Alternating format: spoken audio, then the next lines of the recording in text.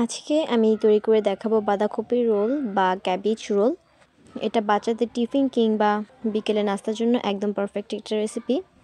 বাচ্চাদের কিন্তু এমনিতেও সবজি পছন্দ না, তবে আপনি যদি রোলটাকে এইভাবে তৈরি করে দেন তাহলে কিন্তু সকল বাচ্চা খেতেই পছন্দ করবে।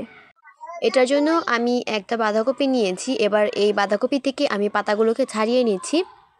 যেহেতু আমি অল্প কয়টা তৈরি করব, তার জন্য আমি পুরো বাঁধাকপিটা নিচ্ছি না। আর পাতাটা খোলানোর সময় অবশ্যই সাবধানতার সাথে খোলাতে হবে, পাতাটা কিন্তু ছিঁড়ে যায় খুলতে গিয়ে। আপনারা চাইলে এই পুরো বাঁধাকপিটাকেই সিদ্ধ করতে পারবেন। যদি আপনারা বেশি তৈরি করতে চান তাহলে কিন্তু পুরোটাই ব্যবহার করতে পারবেন। তো আমি কিন্তু এইভাবেই সবগুলো পাতা খুলে নিয়েছি। এবার একটা কড়াইয়ে আমি দিয়ে দিয়েছি পানি আর সামান্য লবণ। এরপর এটা একটু হালকা গরম হয়ে আসলে আমি কিন্তু বাঁধাকপির পাতাগুলোকে দিয়ে দিব।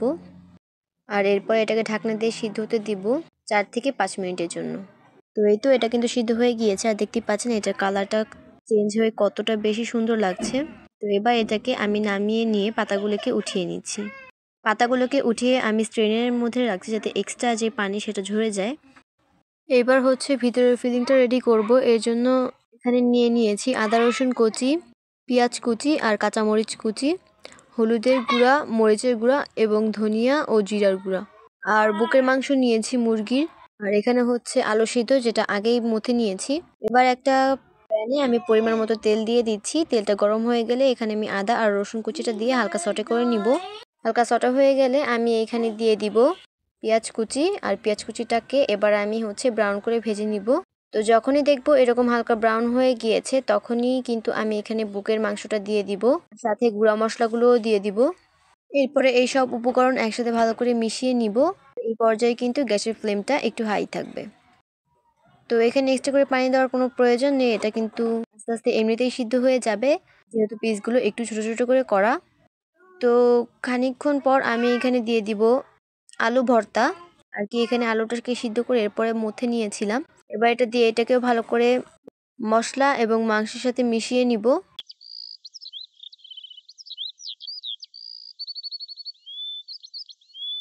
তো এই তো আমার ফিলিং কিন্তু রেডি। এবার আমি এটাকে এক পাশে রেখে দিচ্ছি।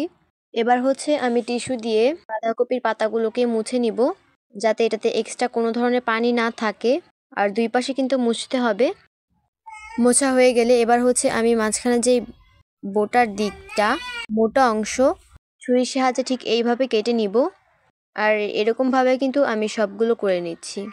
এবার বেসনের একটা গোলা তৈরি করব। এজন্য এখানে নিয়ে নিয়েছি হাফ কাপের মতো বেসন। আর এখানে দিয়ে দিচ্ছি হাফ কাপের অর্ধেক চালের গুঁড়ো আর সামান্য একটু ময়দা দিয়ে দিব।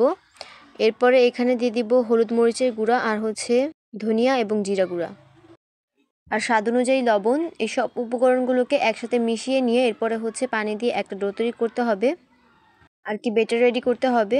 আর বেটারটা একদম পাতলা করা যাবে না, এইরকম রাখতে হবে, মিডিয়াম একটা ব্যাটার তৈরি করতে হবে। আর এই বেটারটাকে আমি একপাশে রেখে দিয়ে এবার হচ্ছে রোলগুলোকে তৈরি করব।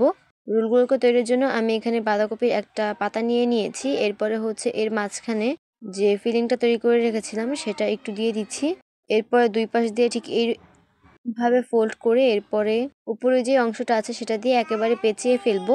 আর এটা কিন্তু খোলার কোনো চান্স নেই, তো এইভাবে রাখলেও চলবে। এইভাবে তৈরি করে আপনারা চাইলে এটাকে স্টিম করেও খেতে পারবেন, তবে আজকে আমি হচ্ছে একটু অন্যভাবে ডিপ ফ্রাই করে খাবো। তো একইভাবে কিন্তু আমি আরেকটা রেডি করে নিচ্ছি।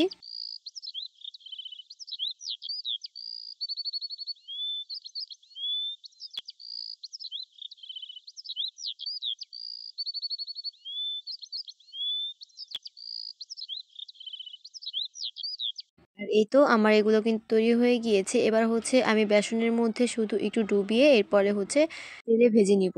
আশা করি আমার আজকের এই ভিডিওটা ভালো লেগেছে। ভালো লাগলে অবশ্যই একটা লাইক দিয়ে এরকম আরও ভিডিও পেতে, ভিডিওটা ইউটিউব থেকে দেখে থাকলে প্লিজ আমার চ্যানেলটাকে সাবস্ক্রাইব করে রাখবেন। আর ভিডিওটা যদি ফেসবুক থেকে দেখে থাকেন তাহলে প্লিজ আমার পেজটাকে ফলো দিয়ে রাখবেন।